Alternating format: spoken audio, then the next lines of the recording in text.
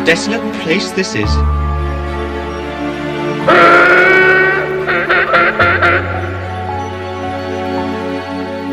R2, don't leave me! Hey indie fans, Happy Trooper here with another fun project. In this episode, we will 3D print, sand, and paint a fertility idol prop that can be seen in the opening sequence of Raiders of the Lost Ark. This prop can be used as a display piece or as a costume accessory. Even if you aren't an Indiana Jones fan, this video may help you with finishing and painting 3D printed objects. The goal of this project was to construct a relatively screen-accurate fertility idol utilizing tools and materials that can be used in a home work area. Please feel free to change any of the methods and materials during your build. For some, perhaps printing in gold filament is adequate, painting the idol with gold spray paint, or applying rub and buff. Do what you are comfortable with and what fits your budget. Here are the tools and materials that I used during this build. A 3D printer. If you don't have a 3D printer, you may be able to pick up the idol on shapeways.com or etsy.com. 1 part filler putty, sandpaper from 120 to 400 grit, filler primer spray, white gloss spray paint, 2K gloss clear lacquer, and an airbrush to spray chrome lacquer, acrylic yellow, and red tint. If you do not have an airbrush, gold spray paint or rub and buff can be used. A list of all products and materials can be found in the description below.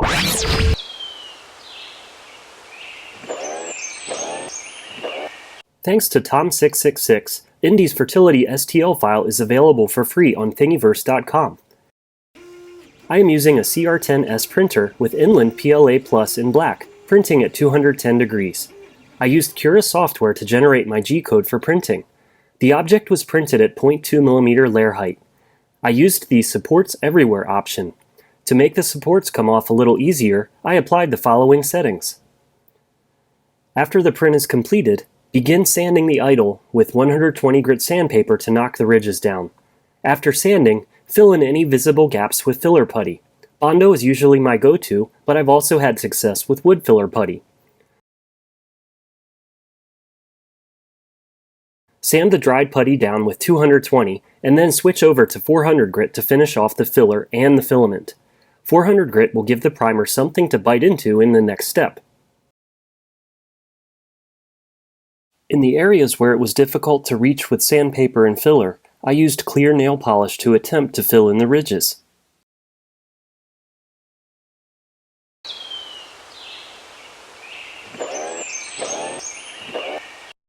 Here's a quick overview of the paints that will be applied in this step of the project. A primer coat to fill in minor gaps and scratches on the 3D printed object, and to help with adhesion for the next layer. A gloss white enamel coat to provide the necessary reflective background color for the chrome paint. A high gloss clear lacquer coat to protect the white gloss and create an ultra smooth reflective surface for the next layer. A chrome lacquer layer to help provide a metallic and semi-reflective appearance. A yellow and red acrylic tint to give it a gold metallized appearance. And an optional clear gloss acrylic coat to protect everything underneath. Stage your 3D printed object in a well-ventilated area. Use a respirator and spray a light coat of filler primer. Don't worry about covering the entire object with primer just yet. Wait about 5 minutes and then hit it with another coat. Wait another 5 minutes and then hit it with the last coat. Don't worry if it's not smooth. This will be wet sanded to smooth any imperfections. If you see any major gaps after applying the primer, fill them in with putty, sand the putty down with 400 grit, and hit it with some more primer.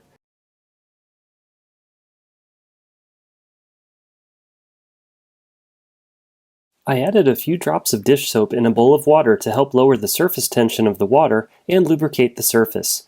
I wet sanded the primer with 400 grit sandpaper. This smoothed out any texture, but also left filler in the crevices.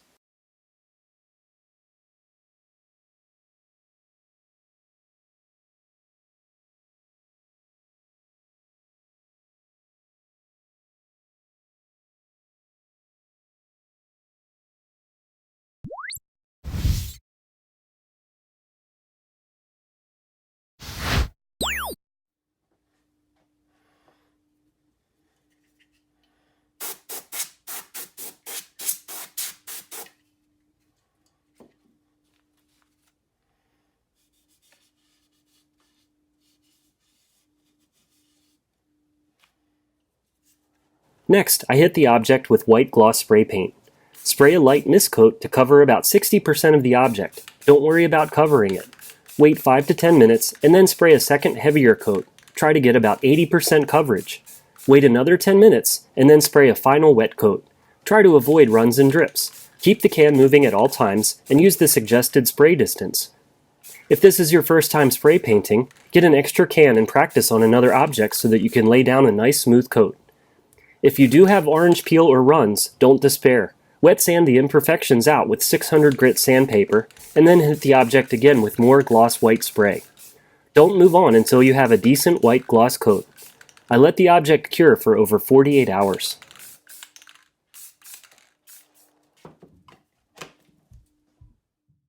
Next, I used an airbrush to apply some 2K clear gloss. 2K gloss is available in a spray can, but I have not used it. 2K gloss will provide an ultra glossy and smooth finish for the chrome layer that will be applied next. If you do not have access to 2K clear, you can use a regular spray clear gloss. The regular spray clear gloss may require some wet sanding from 1000 through 3000 grit sandpaper, followed by swirl remover and finishing compound. The purpose of the 2K gloss clear is to eliminate or minimize the need to wet sand. While 2K clear is wet sandable, it is more difficult to cut than an enamel clear coat. The 2K clear should save some time and effort. I'd like to thank fellow YouTuber and C3PO expert Gordon Tarpley for the tip on using 2K clear gloss. I ran a few tests for chrome and tinting.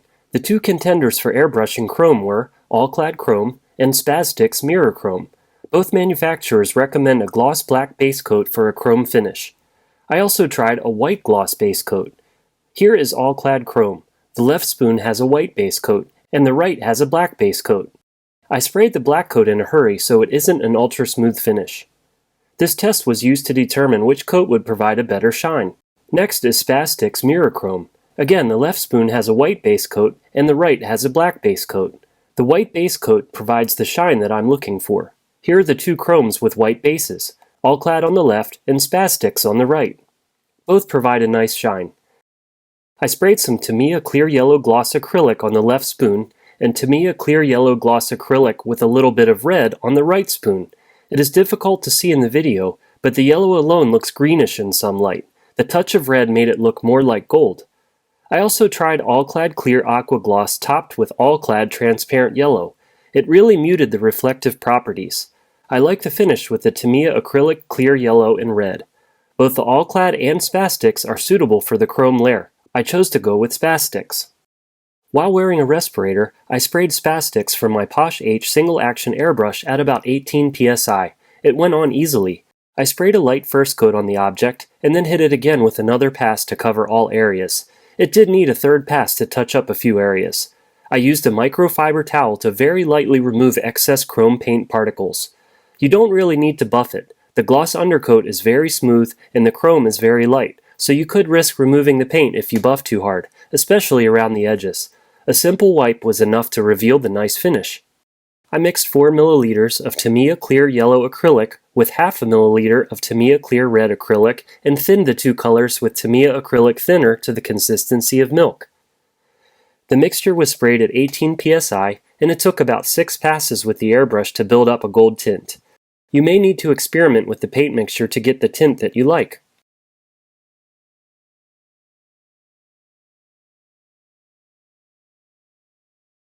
Technically, you have protected the chrome layer with a few layers of tinted gloss. If you want to try to get a little more shine and protection, you can add another clear acrylic gloss coat. Either Tamiya Clear Acrylic or All-Clad Aqua Gloss would be suitable choices.